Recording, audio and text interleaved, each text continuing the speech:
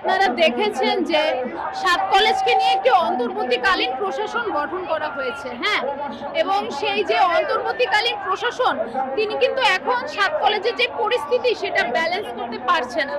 তো ৭ কলেজের এখন যে পরিস্থিতি, রাষ্ট্র যেহেতু বিশ্ববিদ্যালয়ের একটি খসড়া পর্যন্ত প্রকাশ করে ফেলছে এবং আমরা এই পর্যন্ত কয়েকবার রাজপথে নেমেছি অধ্যাদেশের জন্য, তারা আমাদেরকে বিভিন্ন আইনি প্রসেস এবং মত বিনিময় ইত্যাদি দেখিয়ে বাসায় পাঠিয়ে দিয়েছে, কিন্তু এখন কিন্তু সকল মত বিনিময় সভা সম্পন্ন হয়েছে এবং আইনি যত প্রক্রিয়া ছিল সেগুলো সম্পন্ন হয়েছে।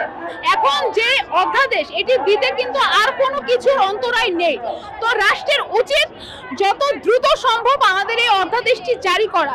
আমরা এই পর্যন্ত অনেকবার রাষ্ট্রের বিভিন্ন নীতি নির্ধারকের সাথে কথা বলেছি, বৈঠক করেছি, কিন্তু তারা বারবার আমাদেরকে আশা দিয়ে বিভিন্ন মূলা ধরিয়ে দিয়ে বাসায় পাঠিয়ে দিয়েছে। কিন্তু এইবার আমরা অধ্যাদেশ না নিয়ে বাসায় ফিরবো না। আজকে যতক্ষণ না পর্যন্ত রাষ্ট্র আমাদের অধ্যাদেশটি জারি করবে ততক্ষণ পর্যন্ত শিক্ষার্থীরা এখান থেকে যাবে না। কারণ আমাদের এখন যেই জটিলতা, শিক্ষক শিক্ষার্থীদের মধ্যে একটা দ্বন্দ্ব তৈরি হয়ে গিয়েছে এবং আমাদের এখন কোনো নির্দিষ্ট পরিচয় নেই, কারণ অধিভুক্তি বাতিল হয়ে গিয়েছে। ঢাকিবি প্রস্তাবিত, এটি তো চূড়ান্ত রায় হবে অধ্যাদেশের মাধ্যমে, সেটি যতক্ষণ না পর্যন্ত তারা দিবে ততক্ষণ পর্যন্ত তো আমরা পরিচয়হীনতার মধ্যে আছি। তাই আমরা চাই রাষ্ট্র যত দ্রুত সম্ভব এই যে জটিলতা, এই যে সংকট, এটি নিরসন করুক এবং যত দ্রুত সম্ভব অধ্যাদেশ জারি করে ঢাকিবির ভিসি প্রভিসি নিয়োগ করুক এবং প্রশাসন গঠন করুক।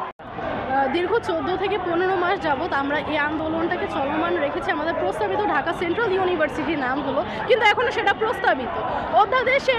অধ্যাদেশ না হওয়া পর্যন্ত আমাদের আসলে এই বিশ্ববিদ্যালয়টা স্বতন্ত্র কোনো পরিচয় পাবে না। আমাদের 24-25 সেশন যারা পরীক্ষা দিয়েছেন তারাও বিশ্ববিদ্যালয়ে পরীক্ষা দিয়েছেন এবং তারা এখনও পরিচয়হীনতায় ভুগছে।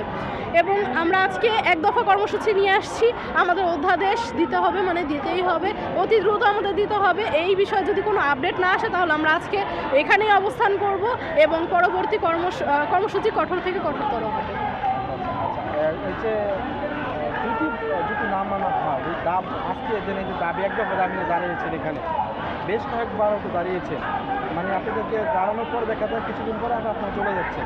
আজকে কি করবেন? আজকে যদি দাবি না মানা হয় তাহলে কি করা? আচ্ছা, আমাদের এখানে বিষয় হচ্ছে অধ্যাদেশটা আমাদের অনেক আগেই হয়ে যেত, কিন্তু এখানে একটি সিন্ডিকেটের বাধা আছে, যেখানে মতবিরোধ আছে, মডেল নিয়ে অনেক মতবিরোধ আছে। কিন্তু আমরা আমাদের জায়গা থেকে সাধারণ শিক্ষার্থীরা বলেই আসছি যে আমরা মডেল যেটাই হোক, আমরা মডেল নিয়ে আমাদের কোনো প্রবলেম নেই, কিন্তু আমাদের বিশ্ববিদ্যালয়টা হতে হবে, স্বতন্ত্র হতে হবে।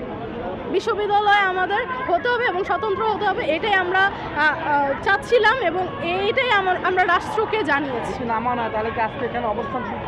আমাদেরকে আপডেট জানাতে হবে যে আসলে আমাদের একটি সময়সীমা বেঁধে দিতে হবে, না হয় আমরা এখান থেকে যাব না। আপনারা সকলেই অবগত, আমাদের ৭ কলেজের সাধারণ শিক্ষার্থীরা আজ অর্থাৎ ৭ই ডিসেম্বর তাদের এক দফা দাবি কার্যক্রম করার জন্য, বাস্তবায়ন করার জন্য শিক্ষা ভবনের সামনে এসে জড়ো হয়েছে। বিভিন্ন ক্যাম্পাস থেকে শিক্ষার্থীরা আসছে। আপনারা আসলে বিগত একটি বছর ধরে, আমাদের 1 থেকে 1.5 বছর ধরে আমাদের ৭ কলেজের বিশ্ববিদ্যালয় রূপান্তর যে আন্দোলন চলে আসছে, সেটির একদম শেষ পর্যায়ে এখন এসে থেমেছে অধ্যাদেশ। যে অধ্যাদেশ জারি না হলে আমাদের লাখো শিক্ষার্থীদের ভবিষ্যৎ অনিশ্চয়তার দিকে চলে যাচ্ছে, তারা বিভিন্ন ধরনের জটিলতার সম্মুখীন হচ্ছে এবং আমাদের 24-25 সেশনের যে সকল শিক্ষার্থীরা যারা এখনো শ্রেণীকক্ষে ফেরেনি তাদের রাজপথ বেছে নিতে হচ্ছে। তারা কই পাঠ্য বইয়ের একাডেমিক ক্যালেন্ডার ফলো করবে, অনুসরণ করবে, কিন্তু তাদের আন্দোলনের স্লোগান মুখস্থ করতে হচ্ছে। বিষয়টা আসলে কোথায় গিয়ে দাঁড়িয়েছে, যেখানে আমাদের 25-26 সেশনের শিক্ষার্থীরা অলরেডি মানে ভর্তি কার্যক্রম এই সামনে হচ্ছে অ্যাডমিশন টেস্ট, সেখানে এখনো 24-25 সেশনের শিক্ষার্থীদের ক্লাসই শুরু হলো না। ক্লাস শুরু নিয়ে বিভিন্ন সময় বিভিন্ন ধরনের জটিলতা ক্যাম্পাসে আপনারা সকলেই দেখেছেন।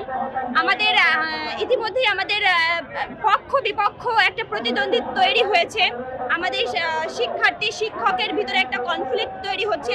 এই সব কিছুর মূলে রয়েছে অধ্যাদেশ জারি না হওয়া বা এতটা সময় লাগা। অধ্যাদেশ জারির বিষয় আসলে এটি যেহেতু একটি নতুন করে একটি আইন প্রণয়ন হচ্ছে এক দেশের প্রেক্ষিতে, সেই জায়গায় একটু সময় সাপেক্ষ ব্যাপার, কিন্তু তারপরেও বর্তমান সিচুয়েশনে এটি আরও বেশি লম্বা করে ফেলছে। সামনে নির্বাচন আছে আমরা জানি, তো সেই জায়গায় আমাদের অধ্যাদেশ যদি খুব শীঘ্রই যদি জারি না করা হয় আমাদের এই লাখো শিক্ষার্থী আসলে জটিলতার ভিতরে পড়বে বা তাদের ভবিষ্যৎ বলতে পারেন অনিশ্চয়তার দিকে। ইতিমধ্যেই আমাদের শিক্ষার্থীদের সাথে শিক্ষার্থীদের একটা মব ক্রিয়েট করার পরিকল্পনা চলছে বা হচ্ছে, প্রণয়ন করছে বা বাস্তবায়নের লক্ষ্যেও শিক্ষকরা হাঁটছে। আপনারা গতকাল একটা ভিডিও রেকর্ড ফাঁস হয়েছে, আপনারা দেখেছেন জুম কলের যে ভিডিও, সেখানে আমাদের শিক্ষক পরিষদের যিনি সম্পাদক আছেন ঢাকা কলেজের, তিনি স্পষ্টভাবেই বার্তা দিচ্ছেন যে তারা আসলে ইন্টারমিডিয়েটের শিক্ষার্থীদের সাথে এবং অনার্সের কিছু শিক্ষার্থীদের সাথে এই আন্দোলনরত শিক্ষার্থীদের একটা মব ক্রিয়েট করে দিতে চান। তো এই জায়গা থেকে আসলে আমরা আরো স্পষ্ট হয়েছি যে আমাদের কি চলছে, আসলে আমাদের শিক্ষার্থীদের এখন বর্তমান অবস্থা কেমন, বিরূপ অবস্থা। এই জায়গা থেকে আমরা পরিত্রাণ চাই, আমরা মুক্তি চাই, আমরা আমাদের সকল শিক্ষার্থী শ্রেণীকক্ষে ফিরে যেতে চাই, টেবিলে বসতে চাই।